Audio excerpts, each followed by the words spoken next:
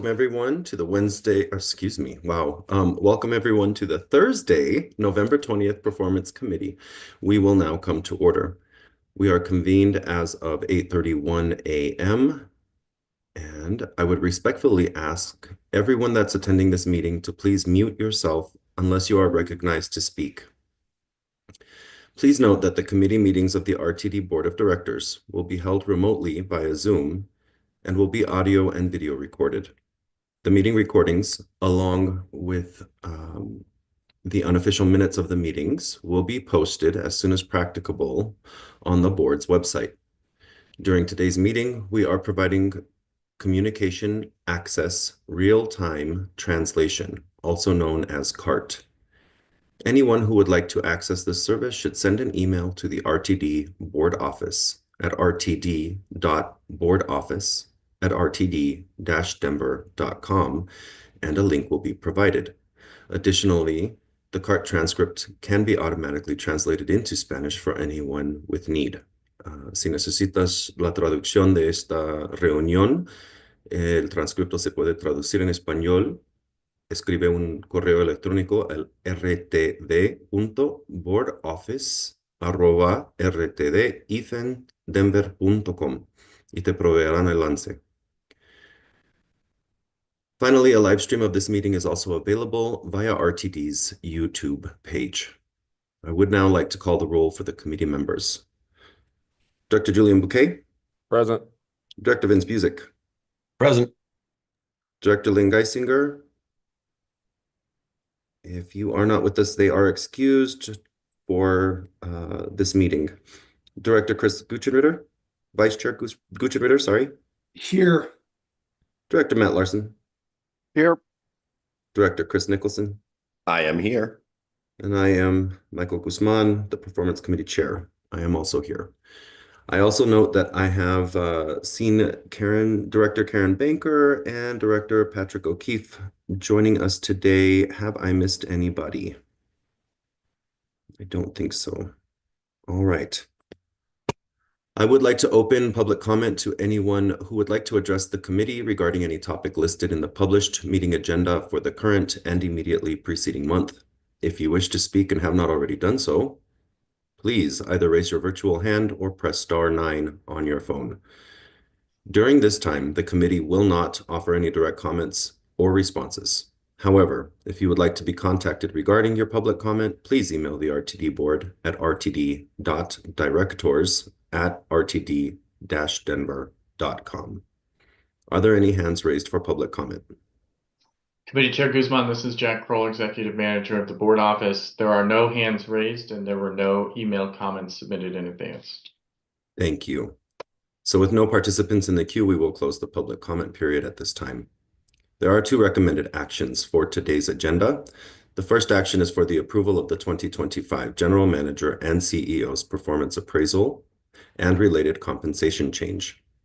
This is for the Board of Directors to approve General Manager and CEO Deborah A. Johnson's attached performance appraisal for the 2025 calendar year performance cycle, and in connection therewith, to approve a 4.076% increase to the General Manager CEO's annual adjusted base salary.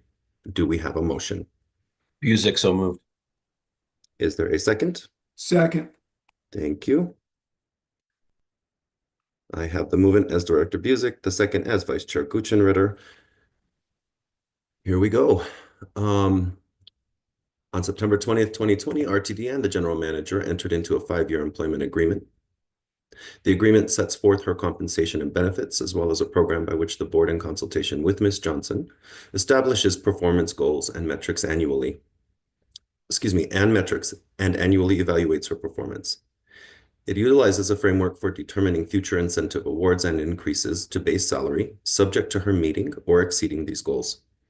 The agreement has been amended by the parties 8 times, with the most recent amendment adopted by the board on December 10th of 2024. Concurrently, herewith on December 2nd, 2025, the board has under consideration a recommended action to approve the 2025 General Manager CEO performance appraisal with the board's assessment that General Manager CEO Johnson meets expectations with respect to the board adopted 2025 performance assessment framework. Under the agreement and based on the board-adopted performance assessment outcome, ratings and corresponding point distribution, General Manager CEO Johnson is eligible to receive a 4.076% adjusted base salary increase. Because the agency seeks to balance rewarding individual performance while supporting its responsibility to achieve a balanced budget for fiscal year 2026. Sorry, I may be a little bit ahead of myself.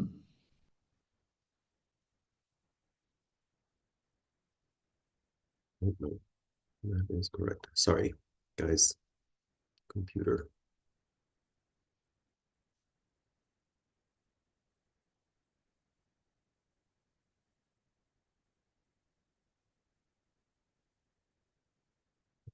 Okay, sorry.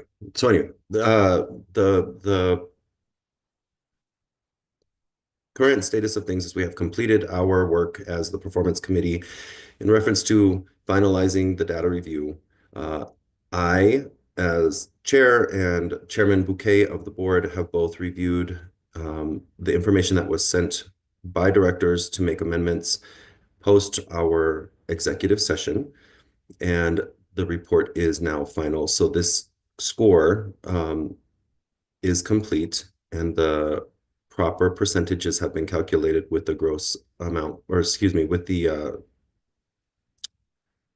I lost my place in my script. I'm sorry, guys. With the 4.076% adjusted base salary increase. I'm going to stop there and allow for discussion, but we do need to take a vote. I will remind everybody, failure to move this forward to the board and failure to pass this by the board does result in a different scoring mechanism in the contract, which means that the general manager CEO would by default receive a meets expectation. So it would be prudent for the members of this committee to make a recommendation to the board one way or the other on how we would like to proceed. With that, I'll open the floor to any discussion. Directors, please raise your hands and we'll go in order.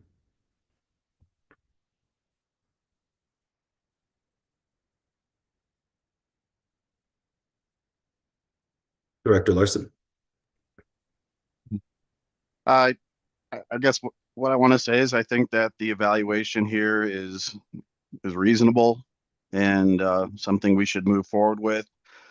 My basic evaluation of GM CEO Johnson's performance is that on the core base competencies and sharing agency values, she meets or exceeds expectations.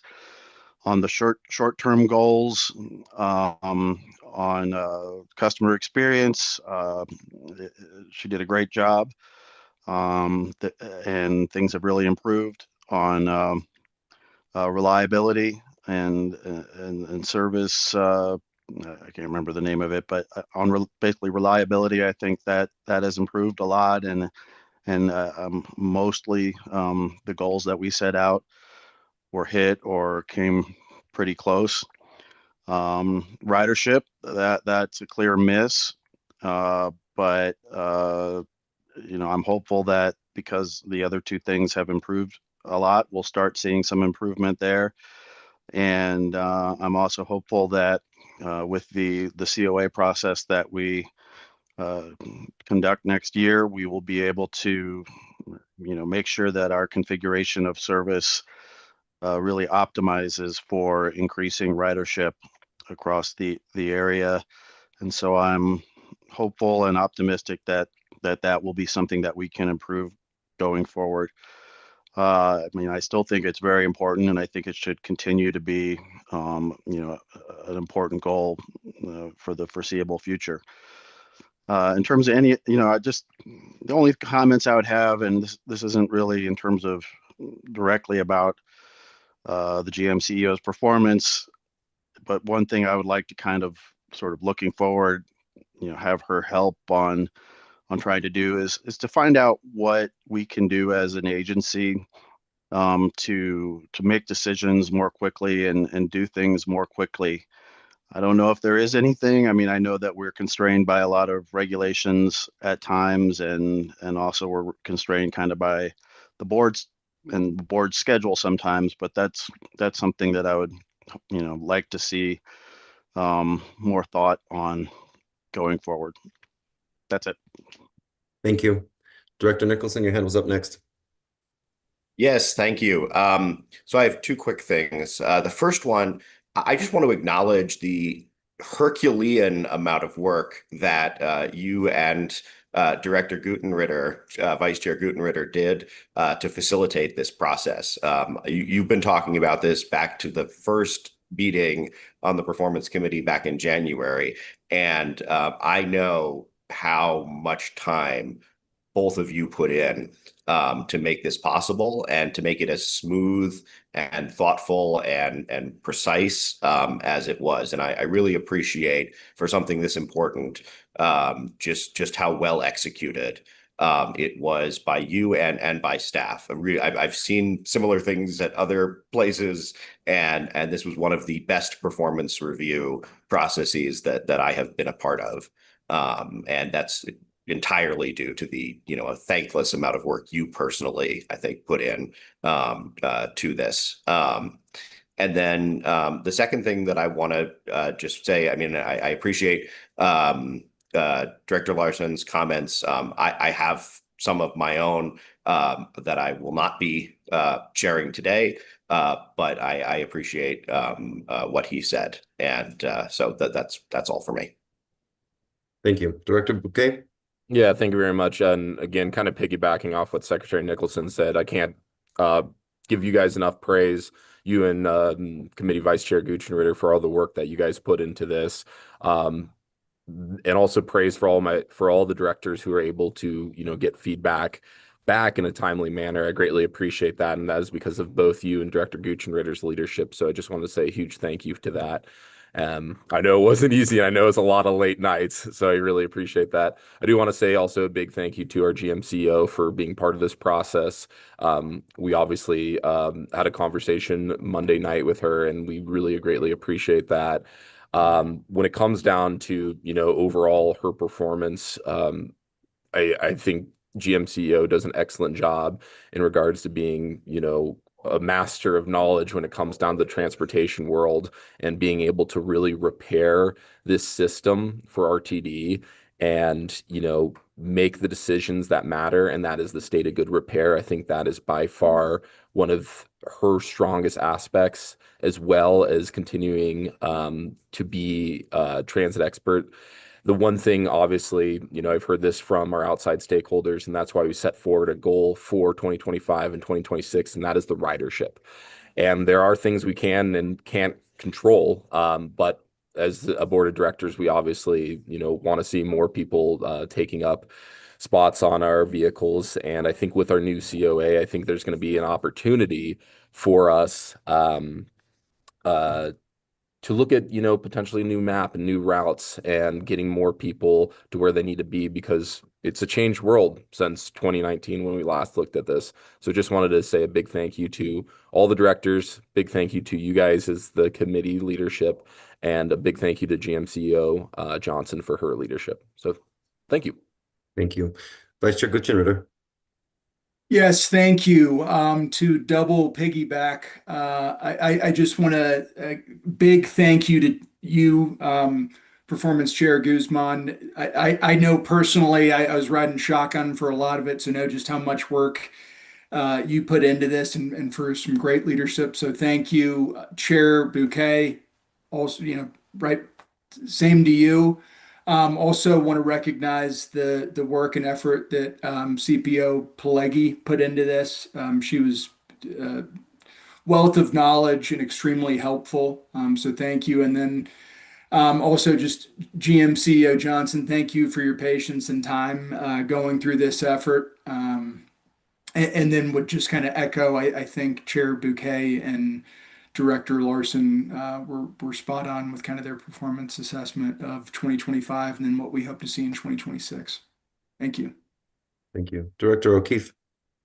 Thank you, Mr. Chair, for allowing a non-committee member. Be really quick. I just wanted to, in the thank you, I wanted to note Charlene Pelegi in the work she did behind the scenes, helping directors like me that can't fill out a simple input tool and correcting my data along with you, Mr. Chairman. So I know we're going to be saying goodbye to Charlene Pileggi, but she, you know, her leadership in this process is going to be hard to replicate. And I wanted to thank her too. Excellent. Director Busick.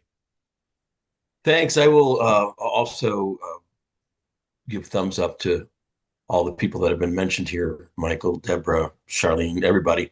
Great work. I want to get back to the performance side of things.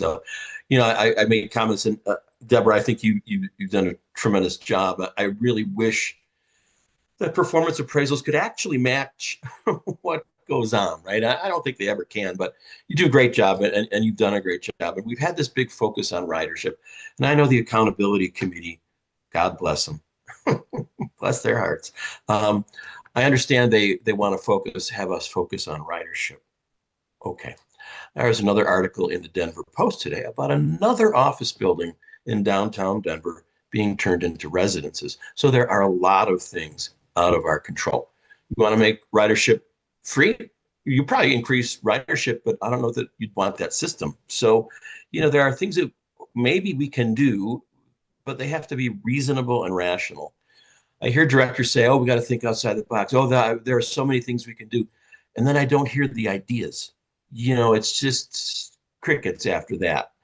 And I know that's part of your job, but if us on the board have great ideas, we should be feeding them to you. And I hope that they're coming your way. But other than that, thumbs up. Thanks so much.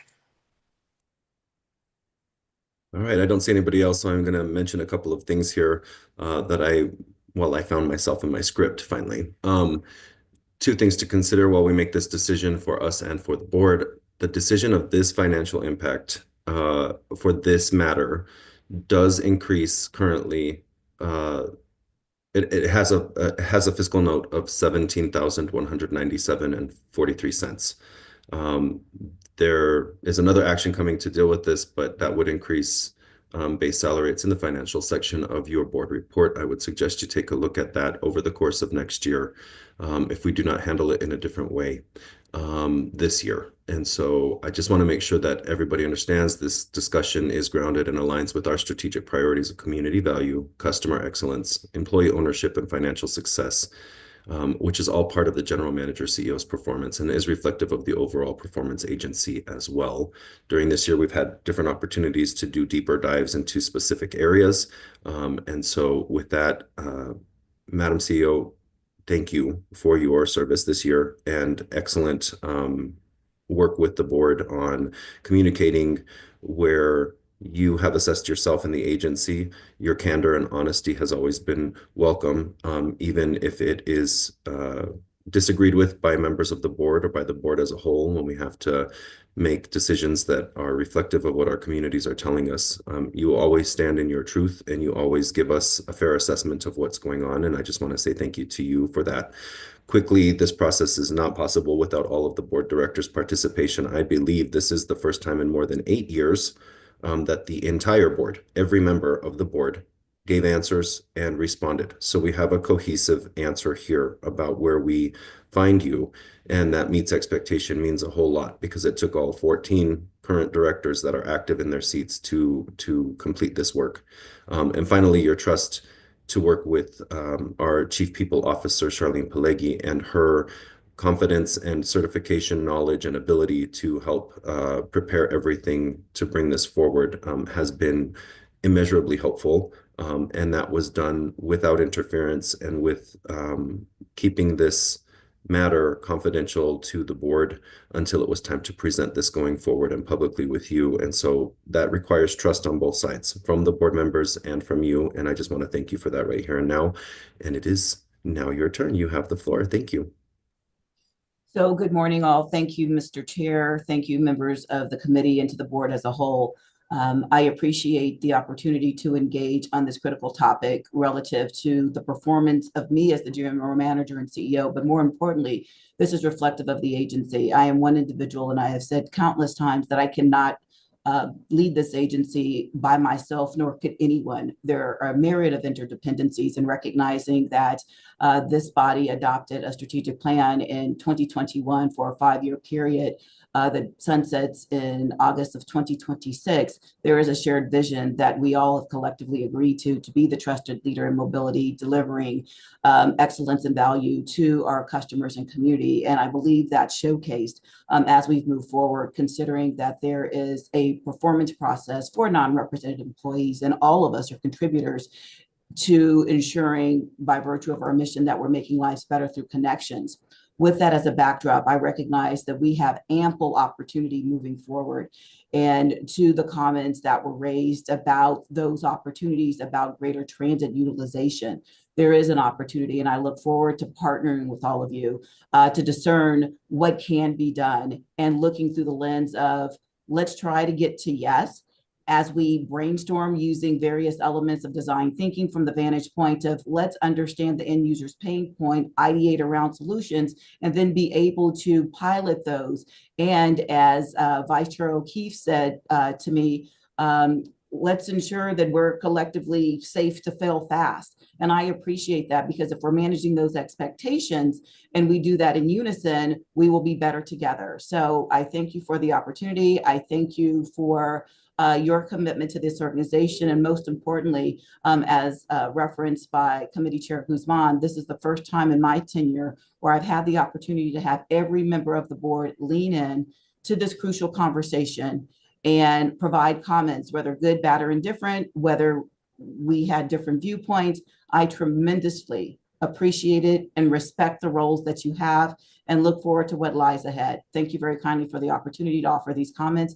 And I want to extend my sincere thanks to the Chief People Officer. There was comment relative to her level of integrity and credibility. That's why she's a valuable asset to this team. We have consummate professionals that would never sacrifice their careers to do something that was nefarious. And I want everybody to know that, and I'm saying that publicly because oftentimes assumptions are made, but we all have good intentions. We all approach this, and we need to give each other grace. And I want to thank every member of my leadership team and the individuals that make up this organization, for without them, there would be no need for me.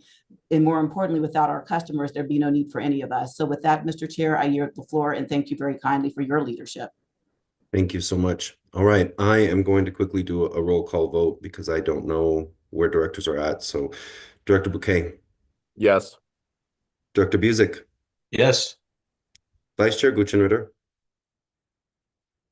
Yes. Director Larson. Yes. Director Nicholson. Yes. I am Chair Guzman. My vote is a yes. By any chance, were we joined by Director Geisinger? I don't see her on the screen, so I'm going to count her absent. Okay. Thank you. All right. With 6 yeses, that passes out of committee to the board. Thank you so much. All right. Our second action. This is going to be for a 9th amendment to the General Manager CEO Employment Agreement. And this is for the Board of Directors to adopt a 9th amendment to the employment agreement with the General Manager and CEO. GM CEO Deborah Johnson to make a 2025 performance period of 4.076% compensation increase as a one-time lump sum payment in the amount of $17,197.43, payable on December 19th, 2025, with no change to the annual salary as set forth in the attached proposed amendment.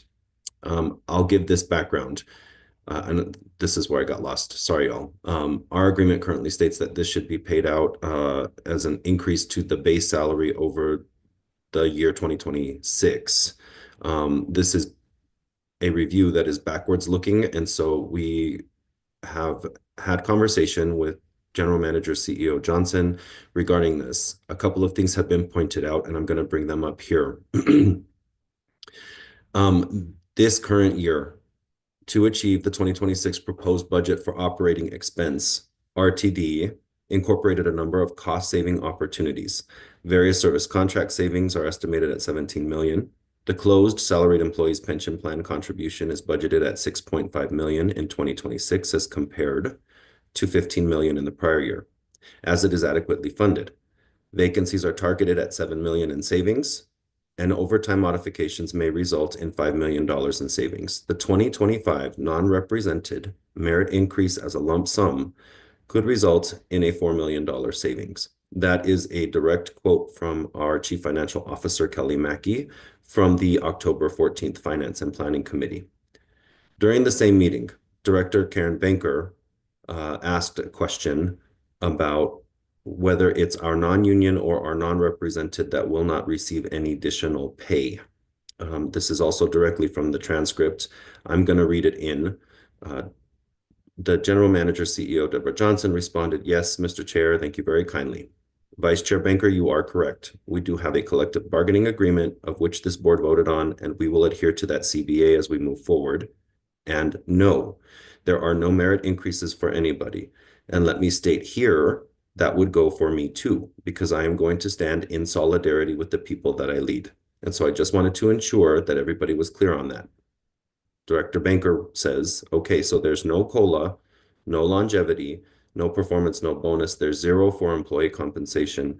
Deborah Johnson said that is correct. And I do want to state that we do have 2 union contracts, FOP Lodge 72, ATU 10-001, which is probably incorrect. It should be 1001.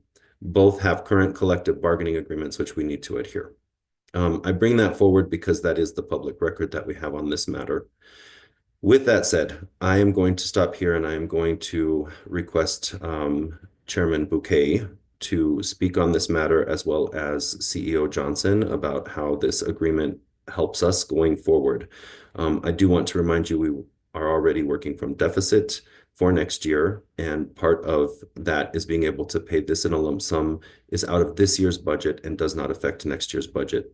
So it would be wise, I think, and prudent to move this forward to the full board, but it's time for the discussion. So may I have a motion on this first, please? Sorry, I forgot to do that. So move. Thank you. Is there a second? Second. Thank you. I have the movement as Director Bouquet and the second as Director Larson. Director Bouquet, go ahead. Thank you very much, Committee Chairman. I mean, quite simply put, the GMCO, and as it's been stated on the transcript that Committee Chair Guzman brought up, stated that she's in solidarity of our employees as well. We obviously see that there's going to be a major financial impacts to the agency coming in 2026, and this was a one-time lump sum payment for 2025. And as stated from Director Guzman, this is going to save the agency a great amount of money when we're under large financial constraints as it is. So I think this 9th Amendment is going to, greatly impact, one, making sure that we're following our obligations based on the contract itself. At the same time, finding the creative solution to basically make sure that we're saving the agency money for the long term. So I think this 9th Amendment is the best route for us as a board to take. It's the best route for the agency in the long run. And again, it is us keeping up to our duties and making sure that we're properly following the contract itself. So I think this, again, is the best option for us, and I would highly encourage the rest of this committee, as well as the full board, to support this. That's all I have to say. Thank you. Thank you. Madam CEO? Yes, Mr. Chair, excuse me. Thank you once again for the opportunity to address this matter. Recognizing that the leadership team and I, over the course of the summer, we're looking at a myriad of different aspects in reference to what we could do to minimize the impact, and more importantly, to ensure that we could retain our workforce in the most prudent fashion, recognize that we're a labor-intensive organization and we're people-moving people. Having conversations relative to what could be done, and considering that when the 2025 budget development process ensued, and the board adopted the budget in December of 2024, there were monies allocated for merit increases. And recognizing that those monies were available as appropriated by the board for the 2025 budget, communication was disseminated by me to members of the organization by virtue of a memorandum that I disseminated on September 2nd. It was the Tuesday after Labor Day, and a subsequent communique went out on October 6th as we were preparing to come forward with the board with a proposed budget, recognizing the different cost-saving measures that we were undertaking. With that as a backdrop, as you indicated in your remarks and what you read from the transcript, the intention behind this was to ensure that we're acknowledging our employees for their efforts relative to their performance, as I indicated, looking at the strategic plan and recognizing that every employee is a contributor in the organization. And then more importantly, to offset our union brethren relative to the collective bargaining agreements to which we're party to and must adhere going forward. We wanted to acknowledge those contributions moving forward.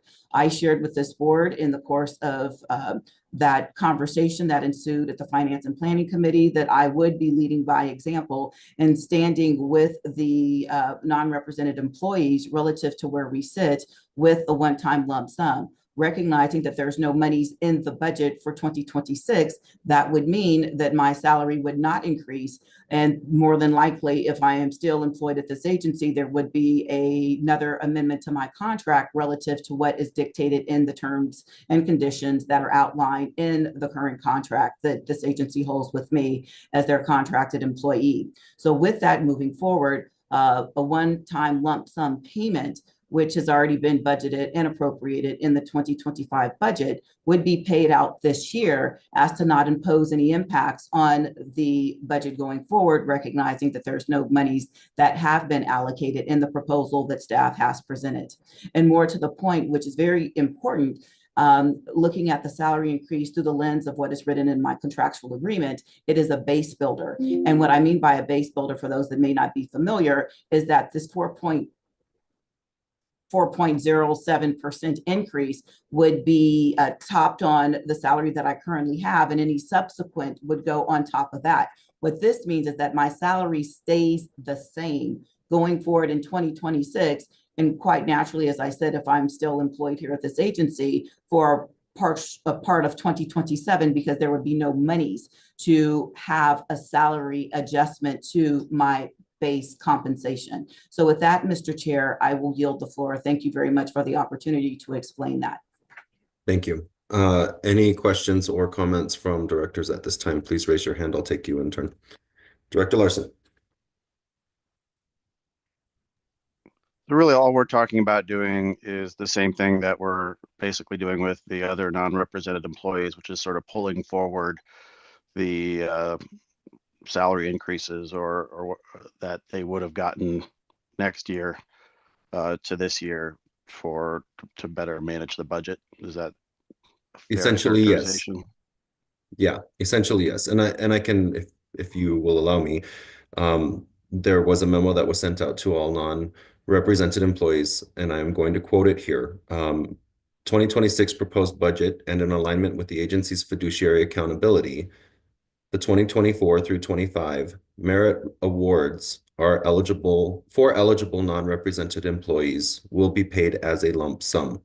By providing a one-time lump sum merit payment in 25, rather than an incremental increase to annual base salaries, the agency can balance rewarding individual performance while also supporting its responsibility to achieve a balanced budget for fiscal year 2026. It continues on, as the agency continues to find budget balance in addition to no movement within salary bands related to the 24-25 merit. The 2026 proposed budget does not include merit for the 25-26 performance period. The proposed budget also does not include an allotment for a market adjustment or cost of living adjustment. And it goes on to say that this is difficult news to learn. However, we are committed to keeping everybody in the agency fully informed about the financial circumstances facing RTD. That was already sent to our employees. And so this is standing in alignment with that very same sentiment with our employee that oversees everybody else. Director Nicholson. Yeah, so I just wanted to clarify on that, because we used a lot of big words just now. The benefit of doing the lump sum payment isn't to move the money back 1 year. It's to not give people a raise. So we're giving people a 0% raise, and then we're giving them a one-time bonus. And that is what so their base salaries, as GMCO Johnson pointed out, is going to stay the same as it is this year. And that's basically the change that we're making to the contract here. That's my understanding of the language that you just presented, that we're going to be giving people, unrepresented staff, a 0% raise, and then a one-time lump sum equal to whatever that raise would have been in 2026. And that we're basically trying to do the same thing here. I do have a question for GMCEO, and please feel free, GC Snyder, to jump in if this is not appropriate. But it was my recollection from the previous meeting, and I may have misheard, that you had said that you would not be accepting that one-time bonus. And I'm wondering, are you planning on taking the money, GMCEO Johnson, or will you be not accepting the one-time that we're authorizing here? So, sorry, the 10/14/25 Finance and Planning meeting, public record, is what I read just before we started. And the response to your question will be found there, but I can certainly let the general manager CEO speak for herself. It was her words I read into the record in response to Director Banker. So I want to be clear, at no point in time did anybody say that they were not going to accept a pay increase or a bonus. What they said is, and here is that they were going to stand in solidarity with the workers of this agency. And I thought that was clear by what I presented earlier. But to that end, General Manager CEO, please, the question is for you if you choose to respond. Thank you very much, Committee Chair Guzman. Secretary Nicholson, as indicated in the transcript, what I stated was that I would not be accepting an adjustment to my base salary. Thank you. Are there any further comments or questions on this matter? All right, then we are going to go to a vote. I'm going to just call the names quickly so that we can get this done. Director Bouquet. Yes. Director Busick. Yes. Vice Chair Guchenritter. Yes. Director Larson. Yes. Director Nicholson. Yes. I'm Director Guzman. I am also a yes. With 6 yeses, 1 absent, this will go to the board. Ladies and gentlemen, thank you so much for your participation. All right. So with that, Chair Bouquet, I would kindly ask that during today's executive committee meeting, please amend the board draft board agenda for the Tuesday, December 2nd board meeting to include the 2 actions that this committee has just passed, and have the board office move them to the proper location of the board agenda. And then, are there any other matters to discuss before we adjourn? No. All right. I just want to say thank you to Vice Chair. Oh, sorry. Go ahead, Director Bouquet. Chair Bouquet. Yeah, just wanted to say a big thank you to both you and Director Guchenritter for your time and service on this committee. Greatly appreciated. And as stated by the GM and CEO and you as well, during her tenure, this is the first time we've had all our directors respond on time in regards to her performance. And that is because of the hard leadership that you both have demonstrated this year. So I just wanted to say a big thank you, and thank you for everything you've done. Awesome. Thank you. It's been a bumpy year. It started out rough, but we are landing this plane as smoothly as I think I am capable of doing without a pilot's license. So you're welcome. Thank you for your trust, and thank you for your cooperation to everybody that has worked so hard on this committee. I really have to tip my hat and give great thanks to Vice Chair Guchenritter, who has dealt with a whole lot becoming a father during this year, and still leading with excellence and attention and focus on this matter. Again, Ms. Johnson, thank you so much for your collaboration and cooperation during this year. We got this completed. I have to give a special shout out to General Counsel Schneider, who did an incredible job of getting an amendment drafted and prepared for this meeting in very short order. And I am absolutely grateful for the help and the support, the knowledge, and the wisdom shared by our Chief People Officer, Charlene Pelleggi. Without her help, none of this would have been possible. So we have gotten here, and I am glad to hand this off The next Performance Committee meeting is scheduled for January in 2026. A date will be determined. The committee will hold elections for the chair and the vice chair and review the general manager CEO's performance assessment framework for 2026 and discuss the work plan for the coming year. As I stated in Finance and Planning, with respect to this committee, working so closely with Vice Chair Guchenritter, we have some recommendations to make things easier next year for both the performance process and how we calendar. And I am looking forward to moving some of those ideas forward here. I think we need to be more nimble and be able to get things done. With respect to what we have done here in this committee, Ms. Johnson, thank you for your generosity and your willingness to negotiate another amendment to this contract and complete this year out while respecting the need for the agency to be fiscally responsible. And with that, there is no other discussion, so the meeting will adjourn at 9:11 a.m. Thank you so much.